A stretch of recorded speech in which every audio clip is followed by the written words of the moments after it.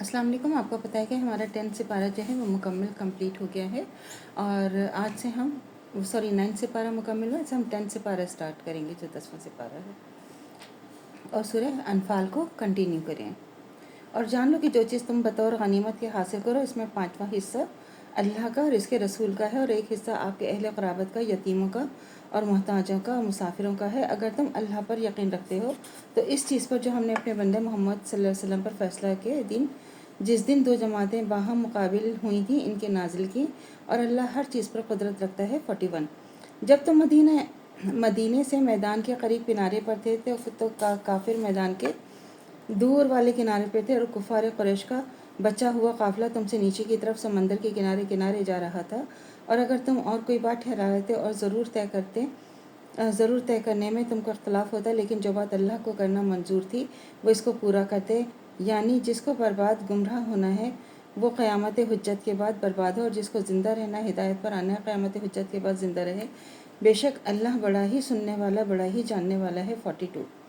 और जब अल्लाह ने आपको आपके ख्वाब में काफिरों को कम करके दिखाया, और अगर अल्लाह आपको वो लोग ज़्यादा दिखाता तो तुम्हारी हिम्मतें हार जाती और तुम में इख्तलाफ हो जाता, लेकिन अल्लाह ने कम हिम्मती और इख्तलाफ से बचा लिया, और बेशक अल्लाह तुम्हारे दिलों की बात खूब जानता है। 43।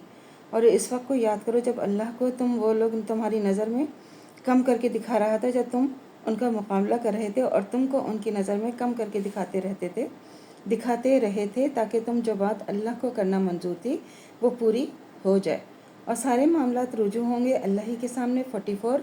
मोमिनो, जब तुम किसी जमात से मुकाबला पड़ जाए तो साबित कदम रहो और अल्लाह को कसरत से याद करो ताकि तुम फला पाओ। 45। और अल्लाह इसके रसूल की अताअत क्या करो, आपस में झगड़े ना क्या करो वरना कम हिम्मत हो जाओगे और तुम्हारी हवा जो है वो उखड़ जाएगी, और क़ुव्वत बर्दाश्त पैदा किया करो, बेशक अल्लाह सब्र करने वालों के साथ है। 46। काफरीन की तरह न होना जो अपने घरों से इतराते हुए और लोगों को अपनी शान दिखाते हुए निकले और लोगों को अल्लाह के रास्ते से रोकते थे, और अल्लाह उनके अमाल अपने अहाते में लिए हुआ था। 47।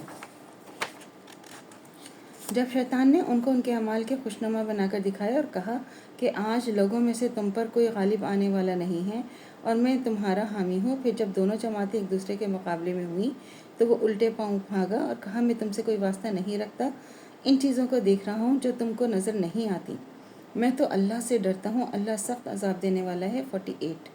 जब मुनाफिकीन और जिनके दिलों में बीमारी थी कहते थे कि मुसलमानों को उनके दीन ने धोखे में डाल रखा है, और जो लोग अल्लाह पर एतमाद करते